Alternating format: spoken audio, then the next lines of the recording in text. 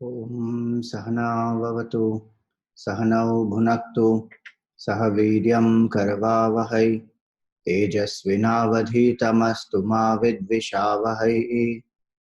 Om Shanti Shanti Shanti. Om Sadashivasamarambham Shankaracharya Madhyamam Asmadacharya Paryantam Vande Guru Paramparam Shrutismrutipurananam Alayam Karunalayam Namami Bhagavatpadam Shankaram Lokashankaram Shankaram Shankaracharyam Keshavam Badarayanam Sutrabhashakritau Vande Bhagavantau Punah Punaha Samastajana Kalyane Niratam Karunamayam Namami Chinmayam Devam Sadgurum Brahma Vidvaram Sarva Vedanta Siddhanta Gocharam Tamagocharam Govindam Paramanandam Sadgurum Pranatosmyaham. Hari Om, salutations to all. So we are seeing the verses on contemplation. Verse 257 is what we saw last. Bhranti kalpita jagat kalashrayam. The whole world is a projection of this mind, and the substratum of this projection is this pure consciousness. That consciousness does not have any other cause as its own substratum. It is swashrayam. Sadasad vilakshanam. It is beyond gross and the subtle, beyond any parts, nishkalam, and incomparable, because it is infinite. Now moving ahead, he says here, Janma vriddhi parinatya pakshaya vyadhinashana vihinam avyayam vishvasrishtya vighata karanam brahma tattvamasi bhavayatmani. Janma vriddhi parinati apakshaya, vyadhi and nasha. These are 6 modifications of the body. The body is born, the body grows, the body changes, the body gets disease, the body decays, it dies also. These 6 modifications, they are for the body. The gross body made up of 5 elements can go through all these. Vihinam avyayam. This pure consciousness is free from these 6, and it is avyayam, it is changeless. Meaning the consciousness is birthless, beyond any growth or change, beyond any disease, beyond any death, and beyond any decay. All the 6. Vyadhi nashana vihinam avyayam. See, even as a mind, the mind also is free from these 6. As the jiva, the individuality, which goes from one body to another, the mind also is not affected by these 6 aspects of the body. When the mind is attached to the body, then the mind gets affected. But when the mind is detached from the body, whether consciously or unconsciously, through deep sleep or through coma or through chloroform, any other method, if the mind gets detached from the body, then the experience of pain is not there. So even as a jiva, one has taken so many bodies, so many births one has crossed. Depending on how much attachment one has to that body, the jiva feels the pain of leaving that body, and then again takes up another form. But the point here to make is that even as a jiva, we have dropped so many bodies, taken up so many bodies. And here it is a description of consciousness, avyaya. It's changeless, it is imperishable. And because of these 6 modifications of the body, when I think I am the jiva, then I am born into this world. That's the feeling. Because of identification with the body, the feeling is I am born into this world, the world exists independent, and now I am born into the world. And I have a certain age and I have certain family and achievements and all that.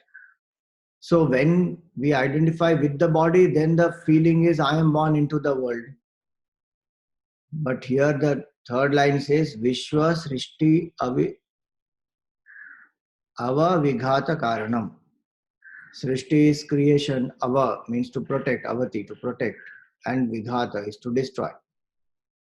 So from consciousness standpoint, the world is born in me, stays in me and dissolves in me.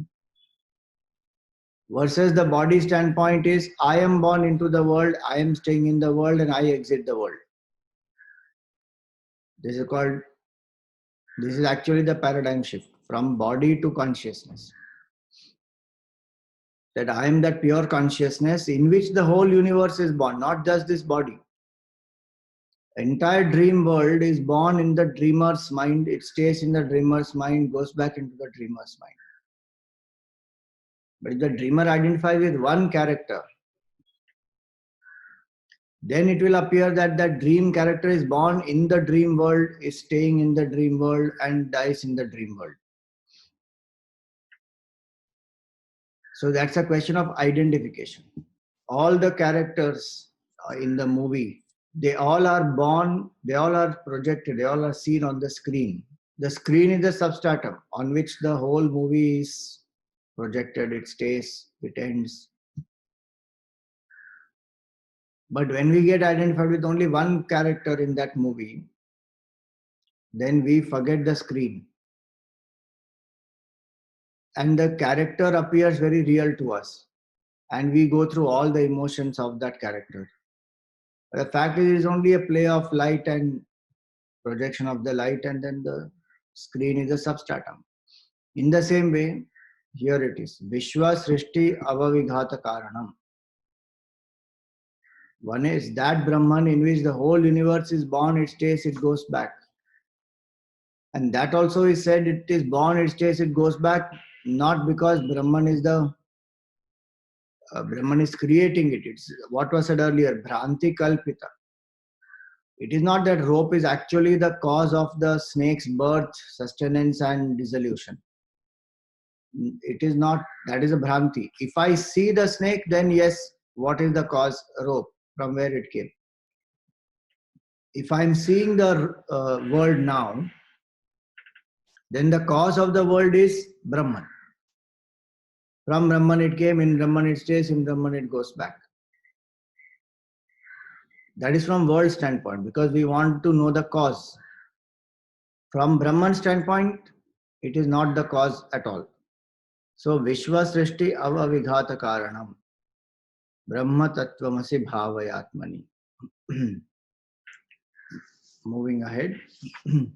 Astabhedamana Pastalakshanam Nistaranga Jalarashi Nischalam Nityamuktam Vibhakta Murti Yad Brahma Tattvamasi Bhavayatmani. Astabhedam Anapasta Lakshanam. He says Astabheda, that which is free from all the types of Bheda, distinctions. So Bheda here means, in Vedanta we have three. We have learned this earlier. Vijatiya Bheda means all the different species. The difference in different species. Cow is different from a dog, dog is different from tiger, tiger is different from man, that way. 84 lakh species. Vijatiya Bheda. Sajatiya Bheda means the difference in the same species. So the same type of, so dog species has so many different varieties. Alsatian dog, Doberman dog, German Shepherd, whatever. Those different species, different varieties in the same species. And Swagata Bheda means the difference in each individual jiva's body. Hands, legs, brain, heart, all different parts, Swagata. In that one body, so many differences, different parts. Vijatiya Bheda, Sajatiya Bheda, Swagata Bheda. These arise by body identification also and Jiva Bhava. So he says astabhedam. The consciousness is that which has no such differences. In all the different species, consciousness is the same. In all the same species, consciousness is the same. In one body also, all the parts are enlivened by the same consciousness. So consciousness remains one and the same. Astabhedam. Anapasta lakshanam. It is not of the nature of non-existence. That we have seen earlier also. That question was asked by the student. That when we transcend the five koshas, is it a non-existence? And the teacher said with many different types of reasonings and experiential proof that the ultimate state is not non-existence. So astabhedam anapasta lakshanam.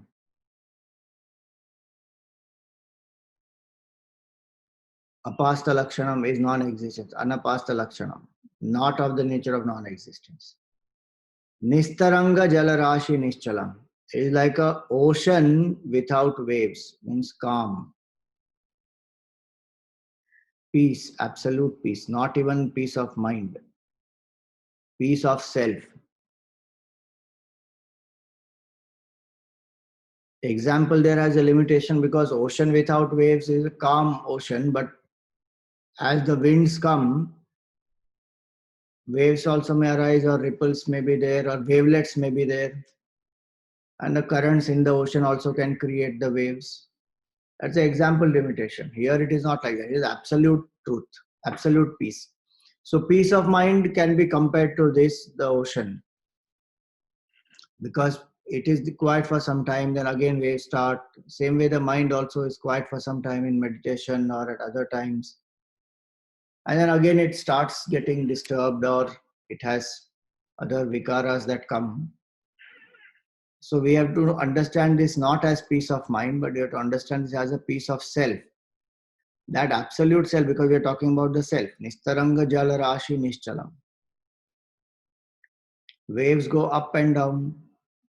Atma doesn't go up and down. Nistaranga jala rashi nishchalam.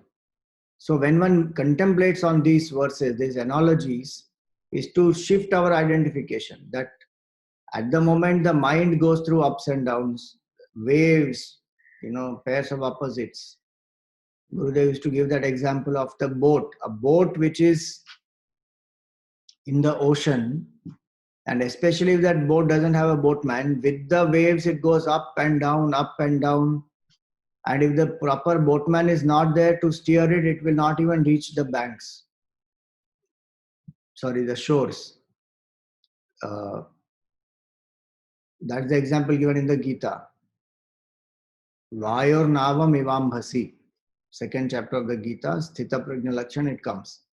A boat without a boatman will get tossed about and destroyed. In the other context, Gurudev gave this example that how one must be equanimous. So he said if the boat is there in the ocean, it goes up and down with the waves. But the same ocean has a lighthouse. And that lighthouse is made on the firm foundation. And the waves come and crash on that lighthouse, but nothing happens to that lighthouse. Lighthouse doesn't go up and down with the waves because it is built on a strong foundation. So in the same way, when we understand this, that the mind goes through ups and downs, I am that pure consciousness which is free from all these. So the identification shifts from jiva to the aspect of consciousness. Earlier shloka, the identification shifts from body. I am not the body, I am not born into the world is born into me. In that me is consciousness.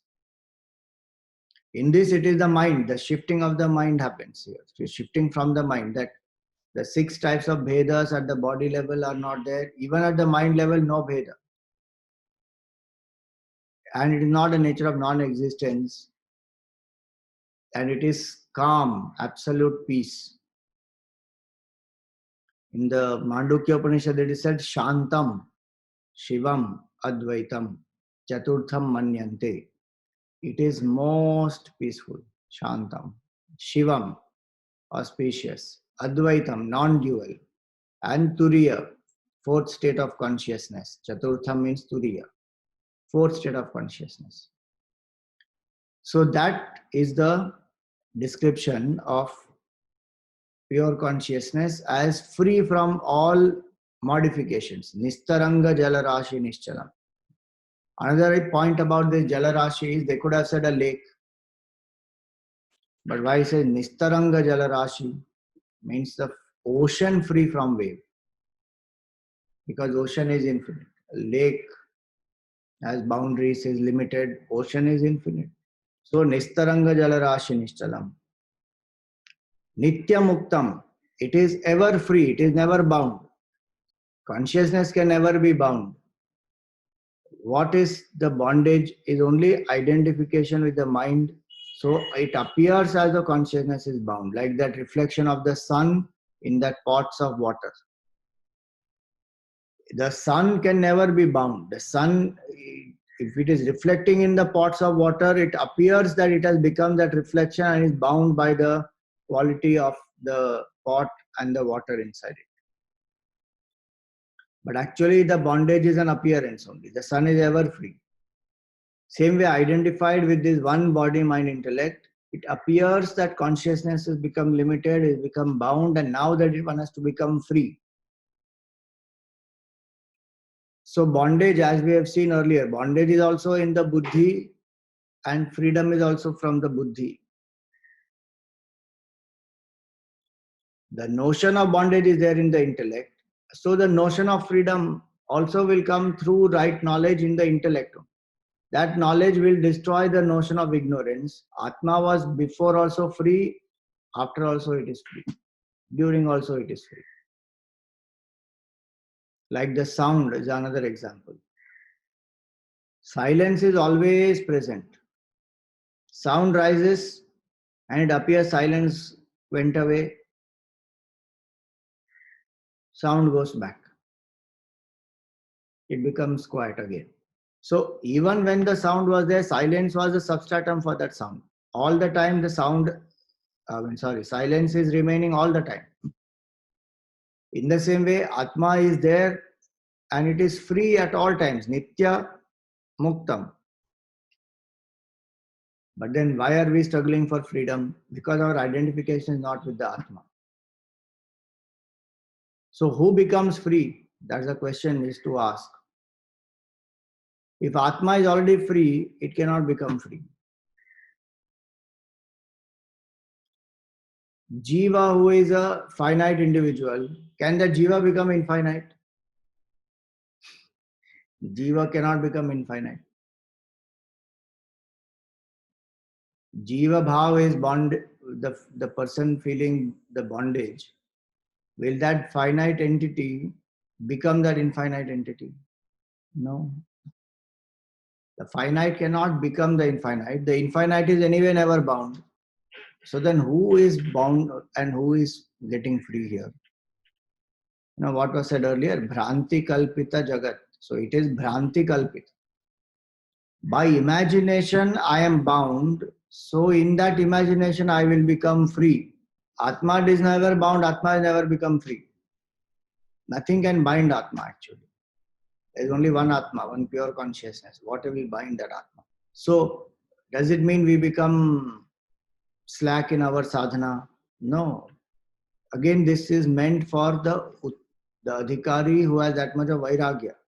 Vivek, Vairagya, Shatka Sampati, Mumukshutvam, and has done Shravan, Manan, and come to Nididhyasan stage. That seeker is saying Nitya Muktam, I am that consciousness which is ever free. So who is bound and who is becoming free? Bondage itself is a illusion because of false identification.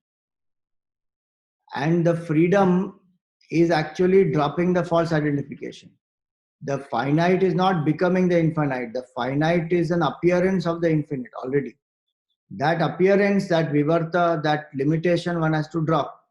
The knowledge that we are gaining helps me to drop that limitation. It is not creating self, nor it is making me free. If I feel bound by the delusory bondage, then that knowledge also will help to remove that delusion. It is not making me from finite to infinite. I am already infinite, just I don't know. So it is making me aware of that. So when some people used to ask who realizes the self, Gurudev used to roar loudly in his talk sometimes. Because in some of the verses in the Gita, it comes like that nobody can know this self. So Gurudev would roar loudly in his talks. No one can realize Narayana. And then he would joke around saying, Swamiji, you should have told this 6 days ago. 6 days we have been coming for the talks, and now suddenly you say no one can realize Narayana. So again he would say, yes, no one can realize Narayana. Narayana is not an object to realize. So no one can realize Narayana. Narayana alone realizes Narayana. And you are that Narayana. Meaning, I am that pure consciousness, and I just have to realize that I am that. It is that knowledge that I am this body, it is the ignorance that I am this body that will go by the knowledge that I am Brahman. Earlier, if you remember, we discussed the Jiva Bhav is replaced by Brahma Bhav. That Jiva Vasana will go by Brahma Vasana. Ultimately, one goes beyond all Vasana to realize, I never became the Jiva, I am Brahman only, all the time. The person who wakes up realizes that all the time the person was on the bed, where all the mind went in the dream, what all the mind projected, nothing happened actually. It is just like the person lying on the bed. Something similar to that. The waker realizes the waker. The dreamer can never realize the waker. The dreamer has to die to realize the waker. That's the point. Because the dreamer and the dream character and the dream world is an illusory projection. When that person gets enough vairagya from the dream, that person just gets out of it and wakes up. A person realizes that the whole thing was not there. Same thing happens here. So Nitya Muktam, it is all the time free. So bondage in Vedanta is not bondage, freedom in Vedanta is not freedom from bondage or freedom from birth and death. Freedom in Vedanta is to realize that I was never bound. I am never bound and I will never be bound. Where the I is consciousness, not the jiva. If I feel I am the jiva, then I must do the sadhana to get the clarity and the knowledge. This line otherwise can be misinterpreted. People can think that, oh, no need to do any sadhana. I am all the time free. But who is that I? That's the main question. That I is the jiva. Then I must do sadhana. If the I is become so weak and thin that the identification is not there with this jiva anymore, one is only thinking of Brahman. Then through contemplation, one realizes I am the ever free pure consciousness, Nitya Muktam. Then Avibhakta Murtiyat, and it is indivisible. Anything which has parts is divisible. This is one homogeneous pure consciousness whole. So indivisible. Avibhakta Murtiyat. Brahma Tattvamasi Bhavayatmani. Ekameva sadaneka karanam karanantara nirasa karanam karya karana vilakshanam swayam Brahma Tattvamasi Bhavayatmani. So here it said Ekameva Sat. It is only one pure existence. Aneka Karanam. But it is the cause of the many. This one is appearing as so many. So when we see the appearance, then yes, the one is the cause. Like that one light appears as 7 colors. So that one light is the cause of appearing as 7. In the same way, this one consciousness appearing as this whole world. Ekameva sadaneka karanam. Karanantara nirasa karanam. It refutes all other causes. So many different types of causes people postulate about the world. Somebody says it is matter, somebody says it is energy, somebody says it is atom, molecule, subatomic particle. Even some people will say it is 5 elements. But all these came from where? And how does the whole universe have sentiency, consciousness, life? So he says karanantara. All the other causes are refuted. When we start analyzing into the cause of the universe, the cause of the universe cannot be something finite. The cause of the universe cannot be something inert. The cause of the universe cannot be something changing. Because universe is infinite, universe has sentiency, and the universe, though it is changing, that itself shows that there is a substratum which is changeless. That is the cause. So it refutes all other causes. By itself, the 5 elements or the atom, subatomic particle, matter, whatever we call it, it cannot produce life. It is jadavastu, it is inert. So the inert cannot be the cause of the universe. Inert does not have any knowledge of its own existence or anything around. How will this whole universe, which is going on in such a beautiful way and such a harmony with all these laws which are made, how will that come into existence? So it will refute all other causes.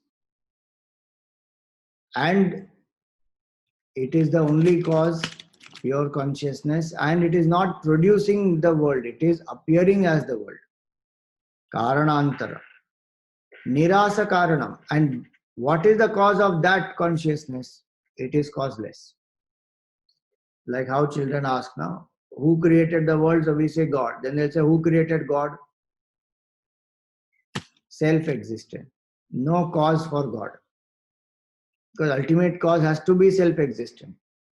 Nirasa Karanam. And Karya Karana Vilakshanam Swayam. It is beyond the limitations of cause and effect by itself. Swayam.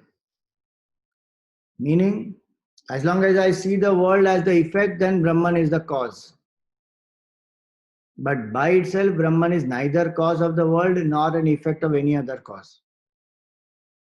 It is pure consciousness, self-existent as it is. So I am that one truth which appears as the many. I am that which is the ultimate cause of the universe, which cannot be refuted. And I am that which is having no cause for itself. And I am beyond cause and effect. Karya Karana Vilakshanam Param Swayam. That pure Brahman am I. So this buddhi works in the cause and effect. So one verse we saw negation of the buddhi. One verse we saw negation in the mind. Now this is negation of the buddhi. One was body, one was mind, one is the buddhi. 3. Because karya and karana, cause and effect. Buddhi works by logic, and Gurudev used to say that intellect, causation hunting is the preoccupation of the buddhi, of the intellect. It all goes on wanting to analyze the cause. And in the world, that's how all progress has happened, and that is not a problem as far as objective sciences are concerned. In the subjective science, the challenge is that the basis itself is shaky. If I say that the world is real and now I want to inquire into the cause of the world, then that is not possible. That's why Vedanta says, no, the world is a projection, it's an illusion, and now you see the cause. Now you inquire into the cause. There can be only one cause for it, pure consciousness, and that is beyond cause and effect. The rope is beyond the snake. There is no creation of the snake which has happened from the rope. So the creation and creator, cause and the effect, they exist from the effect standpoint. They don't exist from the cause standpoint by itself. That's why Swayam, Karya Karana Vilakshanam Swayam. This ultimate cause is independent of anything. The effect depends always on the cause. The world is the effect. The effect will depend on the cause, but the ultimate cause doesn't depend on anything. That ultimate cause I am. So this buddhi which goes on asking questions, what is the cause of this? What is the cause of that? At some point that buddhi has to become still to understand that there is no cause of pure consciousness. So just shift the identification from this one limited entity to that consciousness. Karya Karana Vilakshanam Swayam. That is called transcending the buddhi. Samadhi avastha, that is what happens. One crosses this cause and effect relationship. So logic one goes beyond. When the mind is completely silent, buddhi is not engaging in the world outside, it has also been made introvert. That state is a state of samadhi, complete stillness. Cause, effect, world, creation, creator, everything gone. Ishwar also gone, Jagat also gone. Why? Because from the Jagat I have shifted my identification. I have withdrawn my attention from the world outside, then withdrawn the attention even from this body, then prana, then the mind and intellect which has the jiva bhav, ahankar. With all this, when I withdraw my attention, no duality will remain. Because jiva is not there, the Jagat is not there, so where will be Ishvara? Ishvara also not there. Jiva, Jagat, Ishvara, all of them gone. What remains is this one. Karanantara Nirasa Karanam. Because Ishvara also is only is Brahman plus Maya becomes Ishvara. As long as I see the world, I want to know the cause, so we say Ishvara is the cause. But by itself, Brahman doesn't produce anything. So how it happened? Appears as Ishvara and the whole world comes up. So the shifting here is of that. When many times one is conditioned by logic, one can't transcend the buddhi. The buddhi still goes on asking questions. No, but ultimate cause, how can it be only self-existent? How do we know that? All kinds of questions the buddhi will have. If one has done the reflection properly earlier, then this is a step of nididhyasa. Karya Karana Vilakshanam Swayam. So again, just like the earlier words where we said that it is Nitya Mukta doesn't mean that one stops doing sadhana. In the same way here, Karya Karana Vilakshanam Swayam does not mean that I stop studying Vedanta and understanding the Vivek and the logic given in Vedanta. I have to study, I have to still apply logic, but I should know what is the limitation of the logic and what is it meant for. All logic should lead me to this conviction that there is one pure consciousness and that alone is the cause of the world. Then logic is being used well. Otherwise, logic can be used for either ways, to prove or to disprove. And logically, it may sound very appealing, but that need not be the truth just because it logically sounds appealing. And that's why logic has serious limitations, but it is a very, very good tool to bring a certain intellectual clarity, conviction, and to reach the, as Gurudev would say, the peak of the buddhi. The border of the buddhi one reaches through logic. Then using that logic, because I'm convinced, when I sit for contemplation and I withdraw my attention, then I transcend the buddhi. So Karya Karana Vilakshanam Swayam. Beyond the cause, beyond the effect, beyond Ishvara, beyond Jiva, is that ultimate cause which is Swayam. Karya Karana Vilakshanam Swayam. Brahma Tattvamasi Bhavayatmani. So imagine what Vedanta is telling us. Our true nature is beyond Ishvara also. In Puranic stories, we say Brahma, Vishnu, Mahesh. They are the creator, sustainer, and destroyer. And the tattva behind them is that if you worship Shiva, Shiva is one form, and then Shiva tattva is that Brahman. Vishnu is the form as well as that pure imperishable Brahman, from whom the Brahmaji also is born. Which is meaning to say that Vishnu is pure consciousness, infinite truth, from whom the creator also is born, Brahmaji, using the power of Maya. And then that Brahmaji becomes creator and the whole creation with all the jiva starts. So each of these forms also are actually Ishvara at one level and Brahman at the higher level. So as Brahman there is only one. So our state is that beyond Ishvara also. And now where we are identified with as one body. And feeling so miserable, finite, limited. But what is my nature? Beyond Ishvara, beyond Maya, pure Brahman, that is my true nature. That more and more one has to contemplate that I am that pure consciousness. I am not this body, mind, intellect. I am not the jiva. I am not this Ishvara also.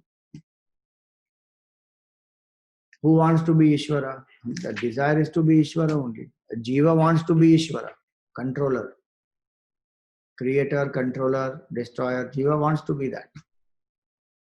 Like Hiranyakashipu is one example. But that mindset is not about his story alone. That is the mindset. Where that ego feels powerful. And one feels that I did it. I am the achiever. I am great. I am glorious. Hiranyakashipu told all the people in his kingdom that nobody should chant the name of Vishnu. I am more powerful than the Devatas. I have defeated all of them.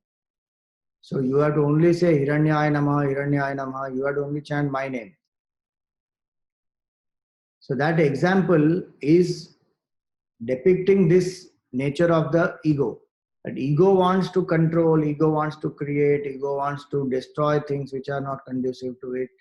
He was trying to destroy Prahlad. Because Prahlad is not listening to him. Prahlad is taking name of Bhagavan. So the ego has all these traits. So ego wants to control. That is called wanting to become Ishvara. And there are some who will want the siddhis of Ishvara also. So then one works for the siddhi aspect.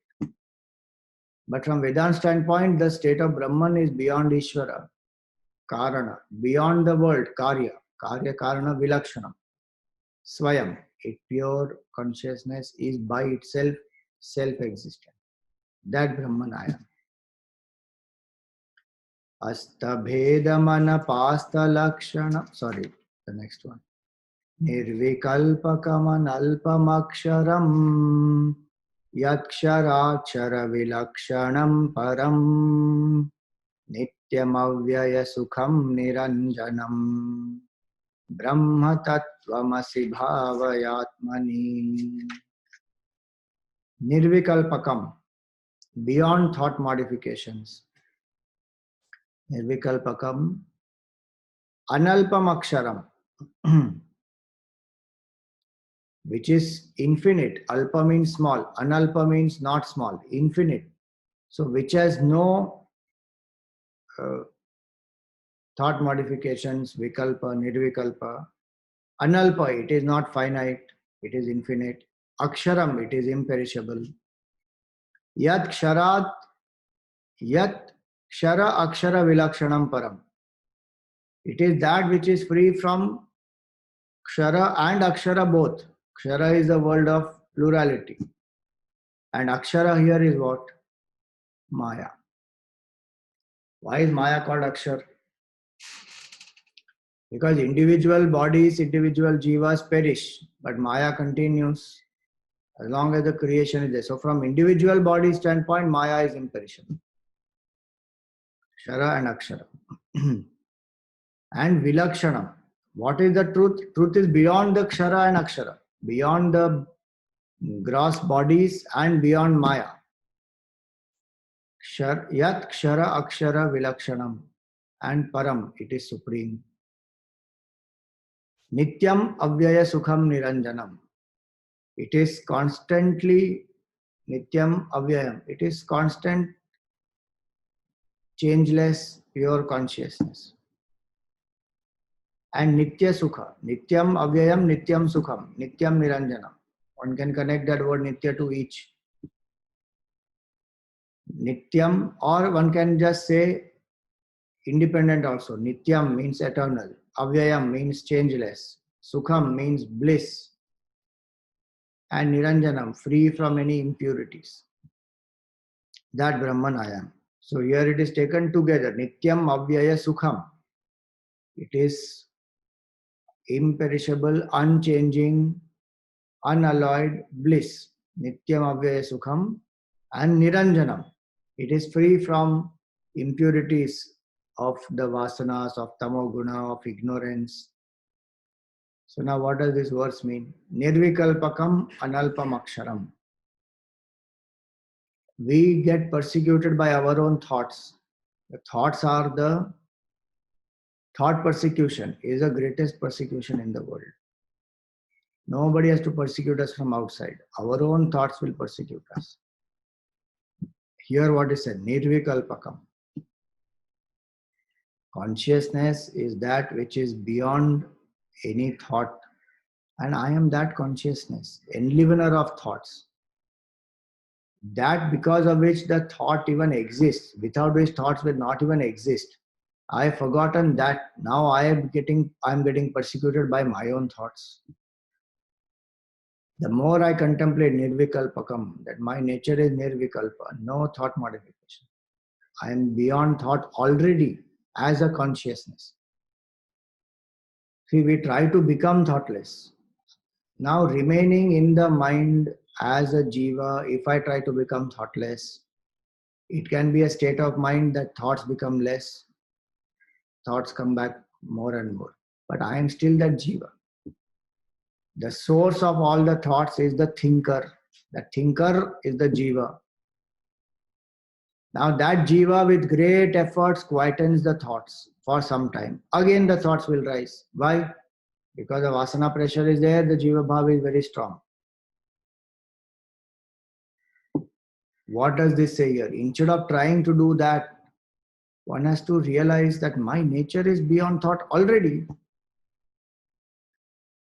I only have to shift my attention from this jiva. Of course, for that the purification of the mind is required, quantity of thoughts must be reduced, but we should not stop there. That's the point. Many people stop there. They tried with willpower, etc., or even with purity of mind to make the thoughts less and to become thoughtless. And then one says, bus, now this is the ultimate state. No, that is not the ultimate state. Nirvikalpakam is the ultimate state. As a consciousness, thoughts rise in me, stay in me, go back in me. I am that, and I can stay without thoughts, like in the state of deep sleep and the other states. I can stay without thoughts as consciousness, but thought cannot be without me. So nirvikalpakam means that. One is not to be persecuted by our own thoughts and to see the thoughts as thoughts. This is just a thought. It comes, it goes. But how will we live? How will we act and achieve in the world? Understand, give it the due importance, let it be there, but don't get persecuted by the thoughts. They come and they go. Whichever are good, positive thoughts which help us to serve, which help us to achieve certain things we want in the world, let it go on, because it's a machine. Mind is, the whole BMI is like a machine. The vasana will give rise to desire, that will give rise to thought, then it will make us act, and then we act in the world, then the achievement will happen. I am a sakshi which is observing all this. If I step back, then the thoughts cannot persecute me at all, because my cooperation is not available. The negative thoughts will just die. Positive thoughts, because I am encouraging the buddhi, it will continue. So buddhi will do the vivek of good and bad. I am the sakshi which is watching properly. Watching means illumining. So nirvikalpakam means that I am that which is beyond thought, not persecuted by the thought. Even when the thought of anger arises, there is that pure consciousness in me which is enlivening this anger. So I am not that jiva who is getting angry. I am an observer of that. The more I identify with this observer, that thought and that jiva bhav will become weaker. On its own, it will just drop. I just observe. Then I'm not supporting. When I don't support, it will die a natural death. Like the fan, when it is rotating, now I switch the power off. No more power is given to it. It will still rotate for some time, then it will stop. Same way. If I identify with the Sakshi, the observer in me, how do I identify with that? That the time when anger arises, I tell myself, I am the Sakshi, I am not the Jiva. I am not this anger. Bas. More and more I have to identify with that while that anger is there. Then free from the Jiva Bhav, free from anger, I abide in this thoughtless, pure awareness. Thoughtless meaning beyond thought. So Nirvikalpakam, I am that pure consciousness which is beyond thought, beyond any agitation, beyond excitement also. Good, bad, everything. So this will work more when I apply it for the conducive or the good thoughts. Because the attachment is much more in the negative thoughts, in the painful thoughts, in the disturbing thoughts. That time to shift back and observe that I am the observer may not be easy. So one has to begin with the good situations. That when everything is good, when I'm enjoying something, my mind should say, I am a Sakshi, I am not the Jiva. Then it will happen when I am in the difficult times. So Nirvikalpakam, I am that which is beyond thought. Nirvikalpakam, Analpam, I am not finite and limited. Alpam, how strange it is. I am pure infinite consciousness, but I want sukha from the limited only. My nature is nityam avyaya sukham. Eternal, unchanging bliss is my true nature, but I am running behind that which is alpam, which is limited, perishing, small, finite thing. Some food, some movie, some clothes, some house, some money, something. Little things. Whatever is functional, convenient, necessary is a different matter. But one runs behind them with such a craving that they have happiness and I have to get there. For that, any amount of adharma one can do, cutthroat competition, compromise with the values, go through so much of stress, worry, tension to become happy. Vedanta says, Are, why are we running so much behind this alpa? In the Upanishad, it is said, Alpe sukham na asti bhuma vai sukham. In the limited, there is no happiness, permanent happiness. Pleasure is there, and those who are seekers of pleasure, this Vivek Chudamani is not even talking at this point in time to that seeker. It is talking to a seeker who is ready for contemplation. Saying ki craving, that sankalpa which we spoke yesterday. That fanciful imagination projection that this object has happiness, that a person has happiness, this situation has happiness. That goes when I say analpam. I am not alpa at all. In the limited, what pleasure and what happiness, it is pain only. From Buddha's standpoint and from an Uttam Adhikari standpoint, every pleasure is pain in disguise. Because it is temporary, number one. Number two, it leaves a craving behind. It makes me dependent. It drains the energy. So where is pleasure? This much pleasure, the price one pays is so high. So analpam, I am not alpa at all. Again and again one has to tell. So many times we get stuck with this pettiness. Alpa is not just object outside. Alpa is a petty mindedness also. Small issues one will hold on to, have a grudge and fight with people. Petty issues. Why did you say like this? Or why you didn't stay like this? Why you didn't stand up for me? One will go on fighting. Even if the issue is there, one needs to communicate. One just communicates and leaves it. Why is the mind occupied full time with that? Pettiness in thinking, small goals, or petty pride, prejudice, attachment, aversion, or running behind petty objects. So alpam means that. Analpa, I am not at all small and finite. I am that which is imperishable, infinite, pure consciousness. Nirvikalpakam, analpam, aksharam, imperishable. I am that which is not. So anything which perishes. So in the Gita, Bhagavan says the 4 types by which it perishes. One will be by fire, it will burn. Other will be by water, slowly, because water keeps on dropping on it, or water is there inside, so it will start putrefying. Or by wind, it can become completely dried, and then moisture goes out of it, and then it will become powder. Or by weapons, on cuts, destroys. So in the Gita, what does Bhagavan say? Nainam chindanti shastrani, nainam dhati pavakaha, nachainam kledayantyapa, nashoshayati maruta. It is this pure consciousness is not affected by any of these. It is imperishable. See, these are only 4 elements. What about the 5th, space? Now, space itself is not affected by any of these 4 methods. What to talk about Brahman, which is the cause of space also, is imperishable.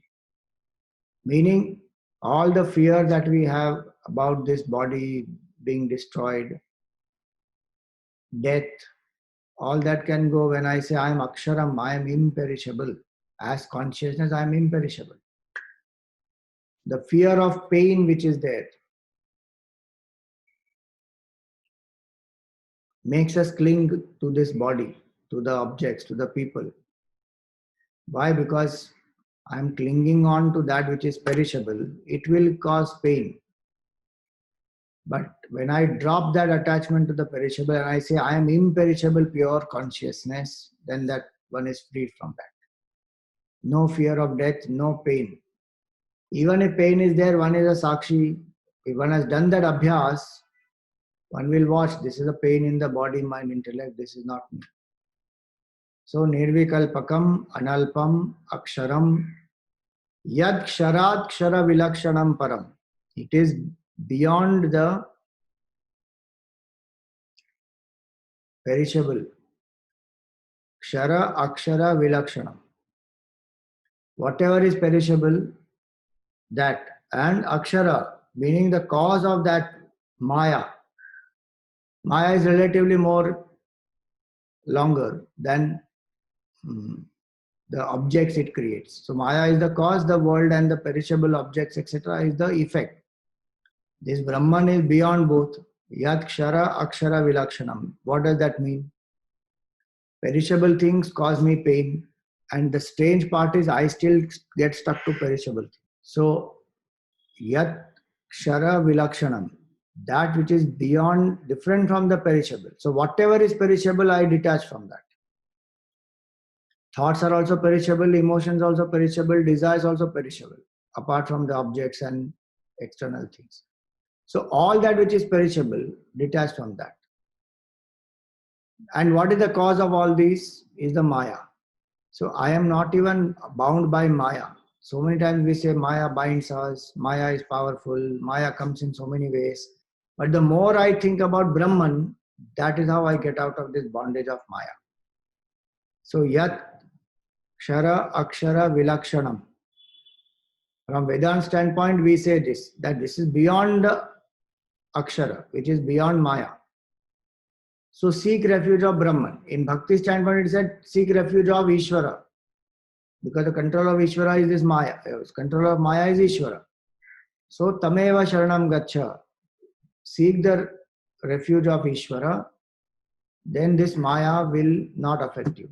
Like the fisherman throws a net in the lake, and all the fish get trapped except that fish which is at the feet of the fisherman. That's the example given. So I am that consciousness which is beyond Ishvara also. So I am Brahman. That's the contemplation one is doing. Brahma Tattvamasi. So I am beyond the world, beyond the Maya, beyond Ishvara. Then Param, Supreme. Nityam Avyaya Sukham. This pure consciousness is unalloyed, infinite bliss, not the bliss of small little things. Niranjanam, free from the taint of tamas, ignorance, that is pure consciousness. So what does this shloka tell us about the bliss sheet, what we spoke earlier? So it is speaking about that why are we attached to the small little things, petty pleasures in the world? Rise above all that. Alpe sukham na asti bhuma eva sukham. And our nature is that nityam avyaya sukham. And what type of sukham it is also? Niranjanam can also be connected to that sukham. It is taintless pleasure, taintless bliss. In the world, whatever pleasure we experience will leave a taint on us, will leave a vasana on us. A craving will rise again. This is Niranjanam Sukham. This bliss does not leave any impression, vasana, because it is infinite pure bliss. It's not product of anything else. It is always the same. So more we continue tomorrow. Om Purnamada Purnamidam Purnat Purnamudachyate Purnasya Purnamadaya Purnameva Vashishyate. Om Shanti Shanti Shanti. Harihi Om Shri Gurubhyo Namaha. Harihi